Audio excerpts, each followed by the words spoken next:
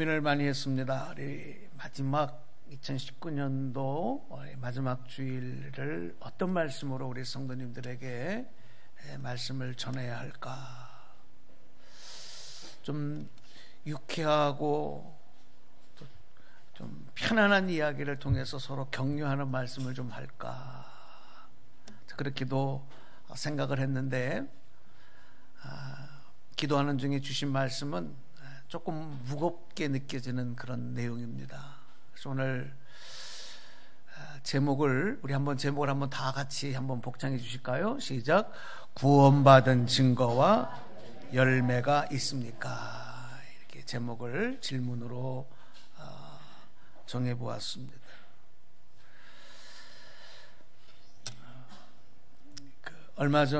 며칠 전에 아주 안타까운 교통사고가 있었습니다. 12월 15일 날 영동고속도로 용인 신갈 분기점 인근에서 화물차를 운전하던 43세 되어진 43살 된 송지훈 씨가 교통사고를 당하고 치료를 받던 중에 24일 날 뇌사 판정을 받습니다. 이 내용이 이제 신문에 기사로도 올라왔는데 이분의 가족은 특별히 호주에서 선교 활동을 하시는 감리교회의 송영수 선교사님과 사촌지간이면서 그 어머님은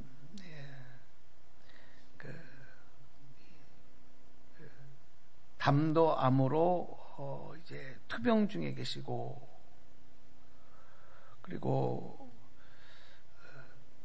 그 아내는 베트남 출신의 아내입니다. 그리고 18개월 된 이제 어린 아들이 그의 가족입니다.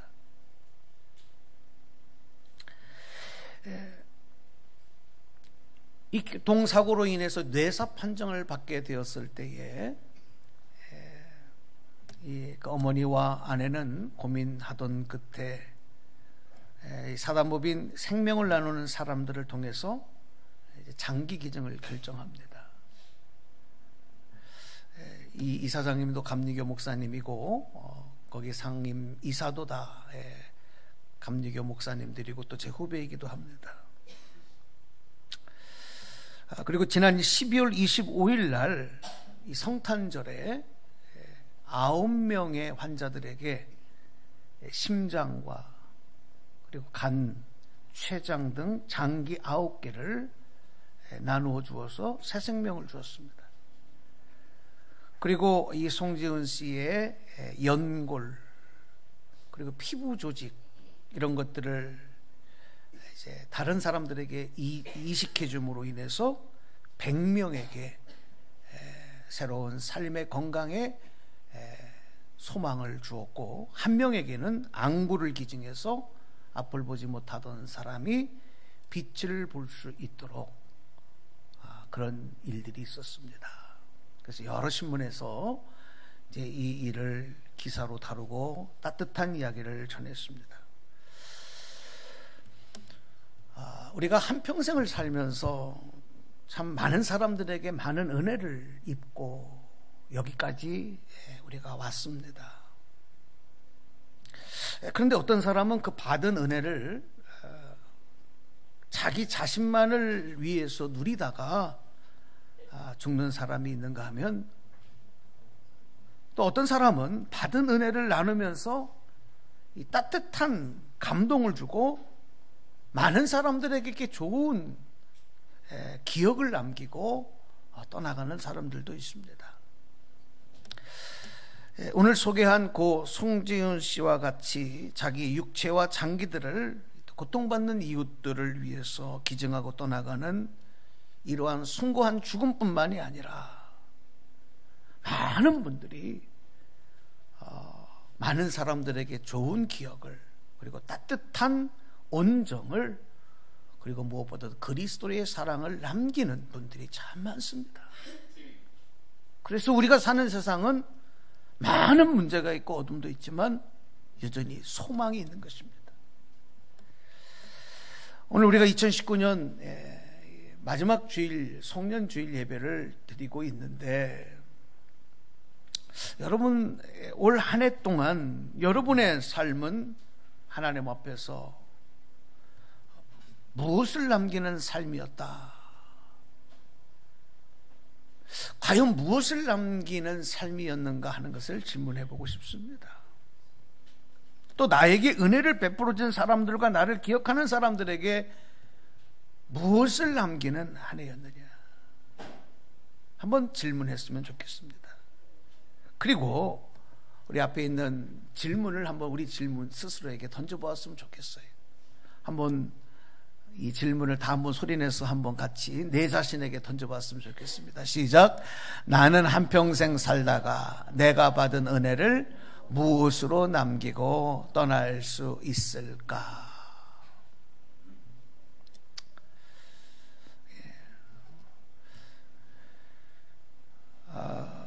정말 하나님께 구원받은 하나님의 자녀라고 한다면 여러분, 믿음의 증거가 있어야 해요. 믿음의 증거가 있어야 구원받은 하나님의 자녀를 할 수 있습니다. 그러니까 그 증거는 참 막연하게 말씀을 할 수 있고 막연하게 생각이 들 수 있지만, 내 자신만 알고 내 생각만 주장하는 이기적인 삶에서 벗어나는 것부터 이 증거가 만들어집니다.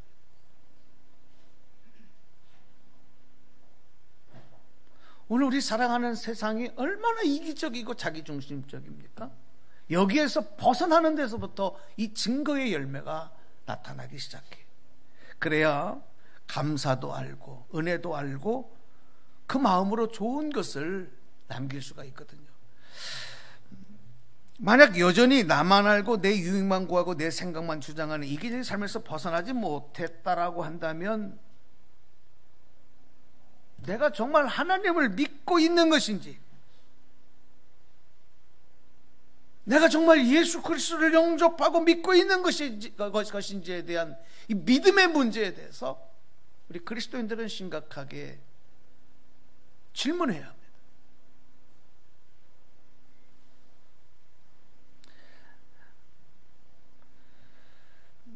오늘 말씀, 야고보서의 말씀, 우리 본문 앞에 있었던 말씀인데 한번 이 말씀을 여러분에게 읽어드리겠습니다. 야고보서 2장 17절 말씀입니다. 이와 같이 행함이 없는 믿음은 그 자체가 죽은 것이라. 아멘. 우리 한번 다 소리 내셔서 한번 같이 합독하겠습니다. 시작. 이와 같이 행함이 없는 믿음은 그 자체가 죽은 것이라. 여러분, 구원은 하나님이 주권적으로 행하시는 일이지만 우리에게는 또 구원받았다라고 하는 것에 대한 이 삶에서의 증거, 그것이 행함의 증거, 그게 분명하게 있어요. 구원은 하나님이 이루시는 것이지만, 그러면 하나님이 행하신 구원이 나에게 임했다라고 하는 증거는 삶에서의 행함이 있어야, 행함의 증거가 있어야 증거가 된단 말이에요. 그래서 오늘 말씀에도 나오지만 행함이 없는 믿음은 죽은 거라 그랬어요. 그 자체가 죽은 거다. 얼마나 많은 사람들이 죽은 믿음을 가지고 내가 구원받았다, 나는 믿음 생활을 한다고 말하고 있는지 몰라요. 또 그렇게 생각하고 있는지 몰라요. 저는 감히 여러분 앞에 말씀을 드립니다. 여러분, 죽은 믿음, 가짜 믿음으로는 구원받을 수 없는 거예요. 어떻게 죽은 믿음으로 구원을 받을 수 있습니까? 어떻게 가짜 믿음으로 구원을 받을 수 있습니까? 불가능합니다. 저는 오늘 이 아침에 여러분에게 선포합니다. 저와 여러분, 우리의 믿음이 죽은 믿음, 가짜 믿음이 되지 않기를 주님의 이름으로 축복합니다. 정말 소망하는 마음이, 내 믿음이 죽은 믿음이 아니야, 가짜 믿음이 아니어야 된다. 저는 지금까지 목회하면서 가장 크게 성도들의 신앙생활과 믿음에 대해서 고민했던 것 중에 하나가, 가장 큰 문제, 고민이 무엇이었느냐 하면, 왜 교회를 나오고 예수를 믿는데도, 그래서 구원을 받았는데도 그들의 삶에 변화가 나타나지 않느냐. 저는 이게 제가 목회하는 동안에 가장 큰 숙제고 가장 큰 고민입니다. 분명히 저분이 예수 믿고 지금 교회를 나오고 있고 신앙생활을 하고 있고 구원을 받았는데 왜 변화가 안 나타나지? 성경대로라면 분명히 변화가 있어야 되는데 왜 변화가 없지? 이게 제 고민이에요, 목회하면서.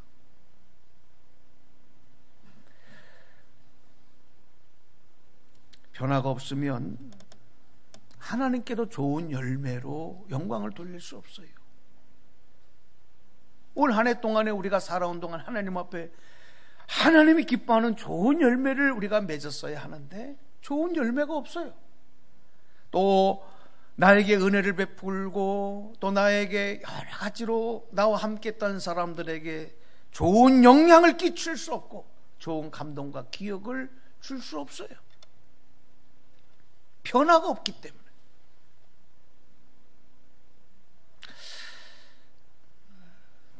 제가 신앙생활하는 분들을 참 많이 봤습니다.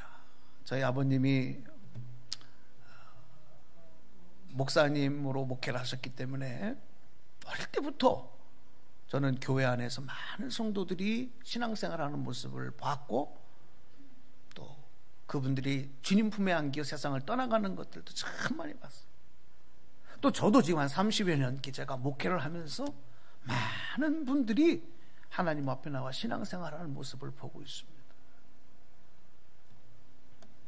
어떤 성도분들은 그렇게 기도를 많이 하시고 정말 뜨거운 신앙을 가졌다 그렇게 생각을 했는데 결정적인 순간에 가서 보면 전혀 변화가 되어 있지 않아요. 그렇게 기도를 많이 하고 그렇게 뜨거운 믿음이라고 생각했는데 아닌 거예요. 그냥 자기만 주장하는 분들이 있어요.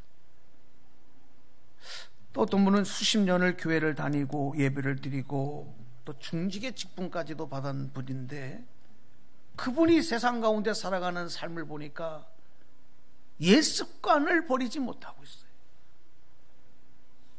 옛 오락에 그냥 빠져 살아가고 있어요. 자기 만족, 자기 기쁨만을 추구하는 그런 삶을 살아가는 걸 보면서 저건 또 뭐냐. 또 어떤 분은 예수 믿었다고, 예수 믿고 내가 구원받았다고, 예수 믿고 나는 축복받았다고 막 간증하고 심지어는 막 나가서 전도도 해. 나는 예수 믿고 복받았다고 막 전도도 합니다.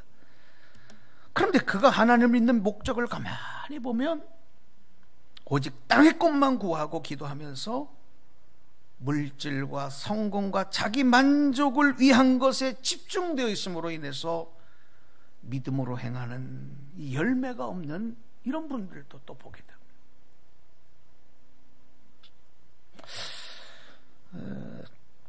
만약 이렇게 변화되지 못한 모습과 삶이 계속되고 있음에도 나는 구원받은 성도요, 하나님을 잘 믿고 신앙생활하고 있다, 이렇게 만약에 생각하고 있다면 이거 얼마나 큰 착각입니까? 얼마나 심각한 문제이겠습니까? 오늘 말씀을 좀 들으면서 마음이 무겁지 않습니까? 근데 우리 이제 송년주일에 이런 걸 가지고 한번 이런 말씀을 들으면서 한번 질문도 던져보고 뭐 무장도 해보자는 거예요. 회개할 건 회개하고 또 새로운 도전으로 새 새해를 맞이해야 되지 않겠습니까? 여러분, 구원의 확신과 구원받았음의 증거는 하나님의 뜻과 또 하나님의 기쁨과 또 하나님의 일하심에 동참하는 것으로 나타나요. 하나님의 일은 하나님 따로, 내 일은 내 일 따로가 될 수가 없어요. 정말 구원받았다고 한다면, 구원받은 하나님의 은혜를 안다면, 하나님의 자녀가 되었다면, 하나님의 택한 백성이 되었다면 하나님의 일하심에 동참하지 않을 수가 없어요. 하나님의 기쁨이 내 기쁨이 되지 않을 수가 없어요.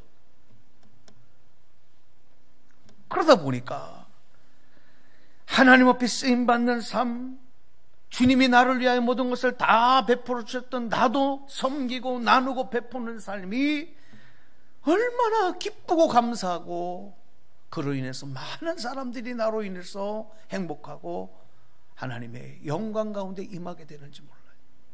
오늘 우리 순종의 교회, 특별히 오늘 예배드리는 여러분의 삶에 이런 아름다운 그리스도의 향기들이 더 풍겨나기를 주님의 이름으로 축복합니다. 축복합니다. 그런데 예수 믿으면 구원받는다는 이 복음의 내용을 오해하고 착각하는 사람들이 너무 많은 것 같아요. 예수 믿으면 구원받는다는 복음의 내용에 대한 오해와 착각. 오늘 설교를 준비하면서 제가 원래 설교 시간에 이렇게 좀 다른 내용들을 적용을 잘 안 하는데 몇 가지를 좀 자료를 찾아봤어요. 내 개인적인 주관적인 생각이 되면 안 되니까. 우리나라에 2015년도에 이제 우리나라 통계청에서 조사한 건데, 대략 우리나라의 기독교인 수가 1000만 명이 조금 안 되는 960, 970만 명 뭐 이 정도의 기독교인이 있다. 2015년도에 발표를 했습니다. 막 대략 1000만 명의 기독교인이 있다고 했을 때, 여러분, 그 중에 정말 얼마나 많은 사람들이 예수 믿고 구원받았다는 이 복음의 내용을 오해하고 착각하고 있을까? 그런 질문이 들어온 거예요. 오늘 설교를 준비하면서 1000만 명의 기독교인이 있다고 한다면 과연 얼마나 많은 사람들이 복음의 내용에 대해서 오해하고 있을까? 그래서 한번 자료를 한번 찾아보니까 연세대학교 연합신학대학원에서 종교철학을 가르치고 있는 이 정재훈 교수께서 이렇게 이야기를 하는 내용을 보았습니다. 100% 기독교인은 존재할 수 없다.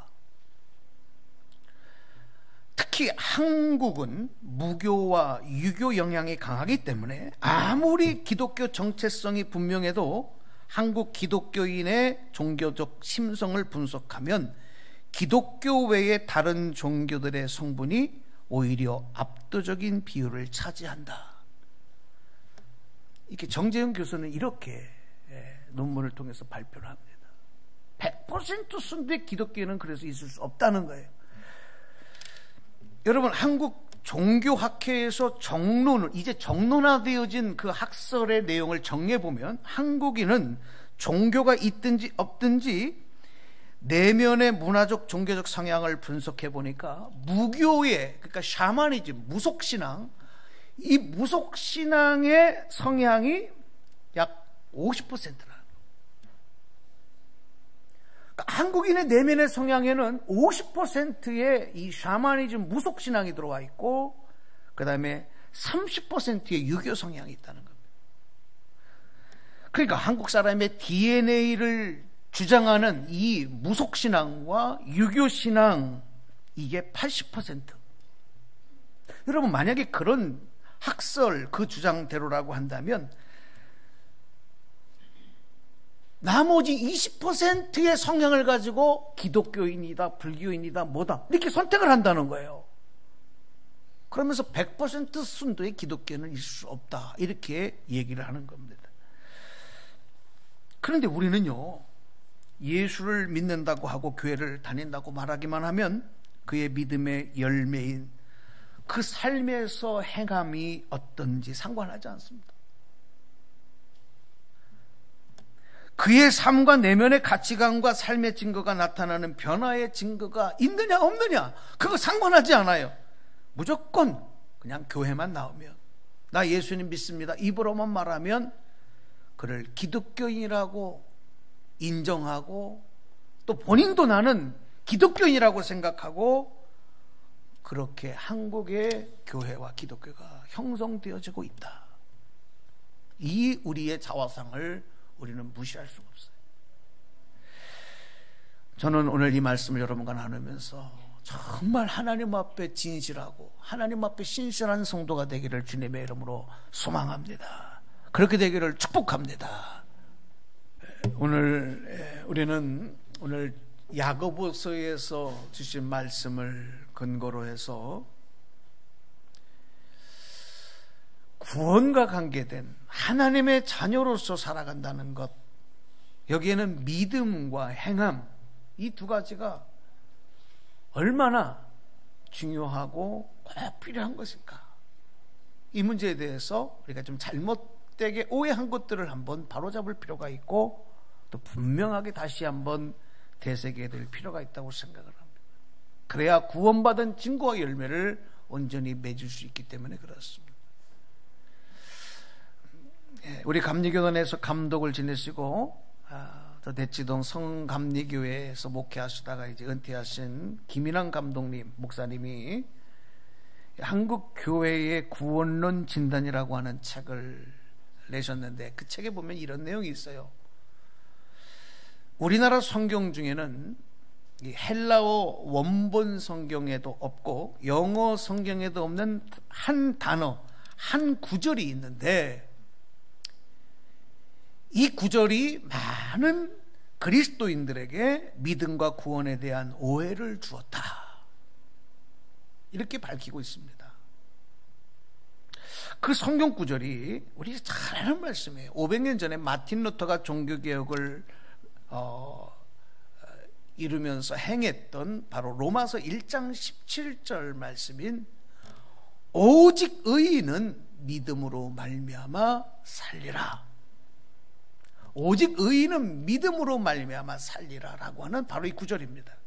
그런데 우리가 여기서 주목해 볼 것은 이 구절에서 오직이라는, 영어로 말하면 only죠, 오직이라는 이 단어가 헬라어나 영어 성경에는, 심지어 독일 성경에도 only라고 하는 단어가 없다는 겁니다. 그 번역상의 한국 성경에만 이 only라고 하는 이 단어가 해석에 반영이 됨으로 인해서 왜 이 only라고 하는 단어를 넣느냐 하는 그 본 의도와 상관없이 구원과 믿음에 대해서 오해하고 한쪽으로만 치우치도록 만들었다라고 이 책에서는 밝히고 있습니다. 여러분, 마틴 루터가 종교개혁에 불을 지핀 이 중요한 말씀을, 이 구원의 진리를 한쪽만 강조함으로 인해서, 그러니까 믿음이라고 하는 것, 믿음으로만 구원을 받는다는 의미를 너무 한쪽으로만 편향되어 강조하다 보니까 믿음으로 구원을 받는 것이 복음의 진리가 맞는데, 바로 그 행함으로 그 구원받음이 완전해진다라고 하는 이 구원의 진리를 약화시켰다. 여러분 잘 들어보세요. 믿음으로 구원을 받는 것이 복음의 진리이지만 성경은 행함으로 인해서 그 구원이 완성되어지는 것이다, 완전해져 가는 것이다, 이렇게 성경은 말씀하고 있는데, 우리가 음식을 편식하듯이 복음을 편식함으로 인해서 이 구원에 대한 이 두 가지 진리를 믿음으로만 구원을 받고 구원받으면 그 구원은 완성된 거다라고 이렇게 주장하다 보니까 복음의 진리가 약화되었고, 그러다 보니까 구원파들이 등장을 하는데, 저 기쁜 소식교회 같은 교회를 비롯해서 수많은 이단들이 나타나기 시작하는 거예요. 뭘 가지고? 이 구원론을 가지고 주장을 펴는데, 한 번 믿으면 구원은 완성된 것이다. 그러니까 우리가 하나님 앞에 나가서 회개하고, 구원을 위해서 회개하고 죄를 용서해달라고 하는 것도 자꾸 기도하면 안 된다. 왜? 죄는 구원과 문제된 것인데 왜 구원받았는데도 자꾸 하나님 앞에 또 회개하고 또 회개하느냐? 주기도문도 그러면 하면 안 된다. 사도신경도 하면 안 된다. 여러분, 이렇게 주장하는 이단들이 막 나오면서 많은 사람들에게 설득력을 주는 거예요. 그래서 많은 그리스도인들이 이단으로 빠진 일들이 나타났어요. 무엇입니까? 구원의 복음의 진리를 한쪽으로 편식하고 한쪽으로만 강조하다 보니까 행함이 약해져 버리고 말았어. 그러니까 어떻게 살든지 관계없이 그냥 예수만 입으로 믿는다고 시인만 하면 다 천국 가는 거다, 다 구원받는 거다, 이렇게 사람들이 알도록 복음을 왜곡했다라고 하는 것입니다. 문제는 뭐냐?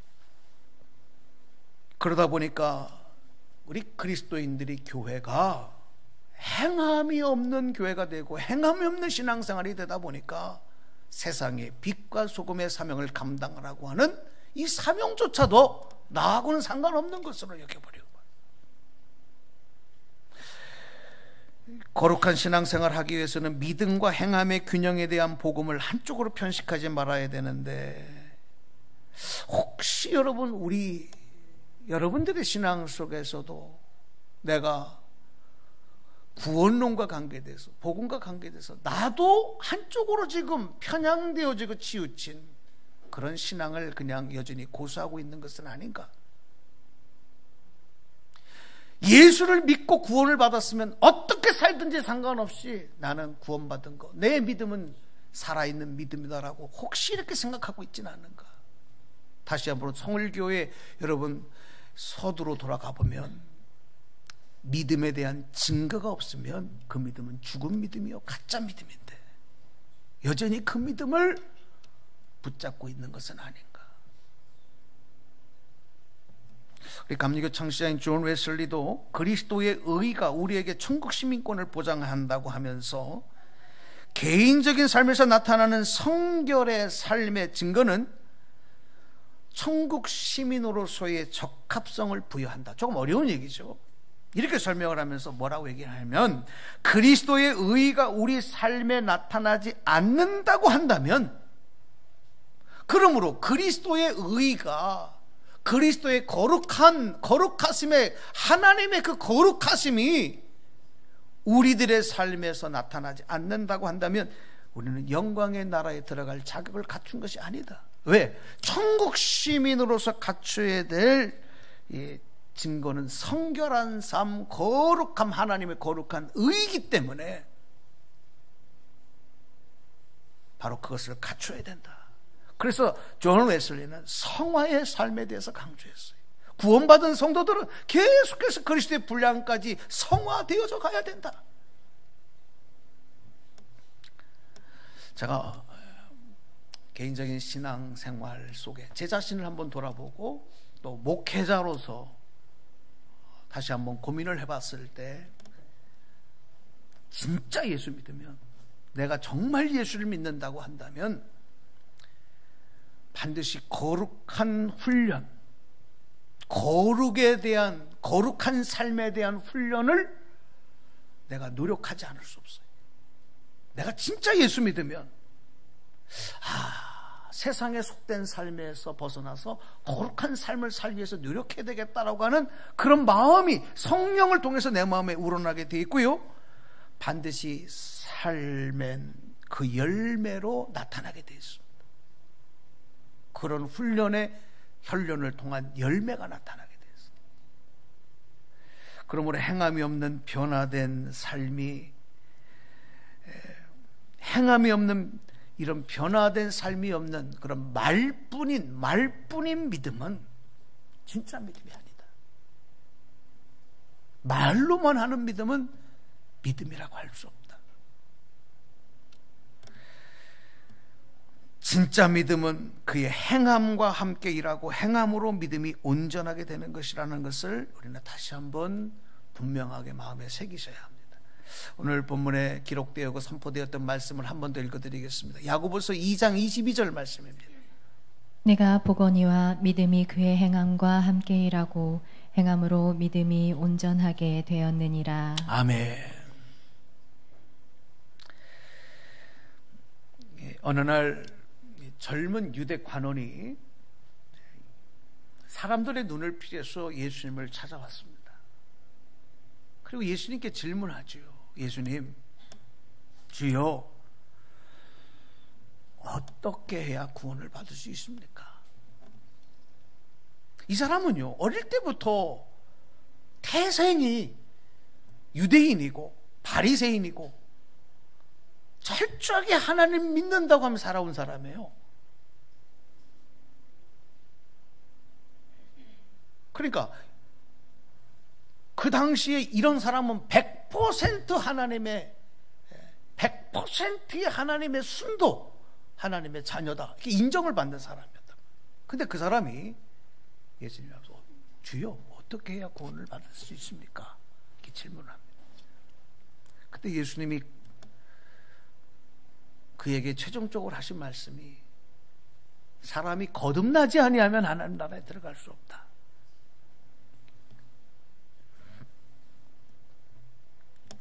거듭나지 않으면 하나님 나라에 들어갈 수 없는 거야. 예수님 말씀하셨는데, 자, 그러면 여러분, 변화된 모습, 거듭난다는 것은 영어로 말하면 born again, 다시 태어난다는 거거든요.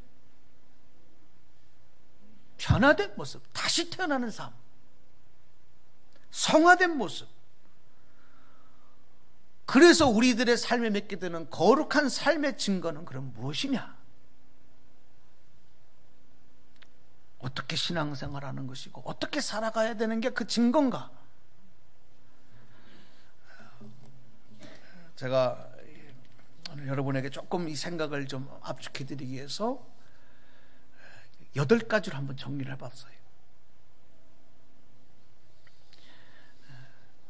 이 말씀들을 여러분들에게 한번 이렇게 잘 적용해 보시고 올 한 해가 다가기 전에 또 기도할 수 있는 제목도 또 재무장할 수 있는 내용으로 삼으시고 주님께 좋은 아름다운 변화된 성화된 열매들을 내놓을 수 있는 그런 신앙생활이 되셨으면 좋겠어요. 자, 첫 번째가 우리 한번 소리 내서서 한번 조금 정독하시면서 한번 소리 크게 내서서 읽어보겠습니다. 시작. 내 생각대로 살아가고 내 생각만 주장하며 내 유익만 구하는 이기적인 삶의 모습에서 벗어나 있어야 한다. 예, 설교 중에 말씀드린 내용입니다. 여기서 벗어나 있어야 돼. 이게 증거입니다. 아직도 여기서 벗어나지 못했다고 한다면 죄송하지만 믿음의 증거가 없는 거예요. 벗어나 있어야 한다. 이게 성화된 증거, 구원받은 증거라는 거예요. 그 다음에 두 번째 한번 읽어보겠습니다. 시작. 받은 은혜를 나를 위해서만 사용하지 말고 나누고 베푸는 모습이 있어야 돼. 이런 행함이 있어야 되는 거예요. 그래서 아까 설교 중에도 말씀드린 거, 무엇을 남기고 무엇을 베풀고 어떤 영향력을 끼치고 하나님께는 무엇을 드리며 살았느냐. 예. 그 다음에 세 번째 읽어보겠습니다. 시작. 예수 믿는 목적이 땅의 축복과 번성과 성공의 목적을 위한 것이 아니라 구원을 얻기 위한 것이라는 분명한 신앙 고백이 있어야 한다. 예. 이거 중요한 얘기입니다. 제가 이 문제 가지고 다시 한번 구체적인 설교를 하려고 생각합니다. 예수 믿는 목적이 뭐예요? 많은 사람들이 예수 믿는 목적이 땅에서 잘되고 번성하고 성공하고 물질적으로 복받으려고 예수 믿는 사람들은 예수 믿는 목적이 잘못된 거예요. 예수를 믿는 목적은 뭡니까? 구원받기 위해서. 할렐루야. 여러분, 이걸 절대로 오해하셔서는 안 돼요. 이게 바뀌어버리면 신앙생활이 이상한 데로 흘러가는 거예요.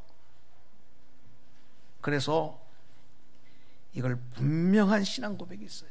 예수 믿는 목적에 대한 분명한 신앙 고백. 그게 증거입니다. 이 고백이 있으셔야 돼요.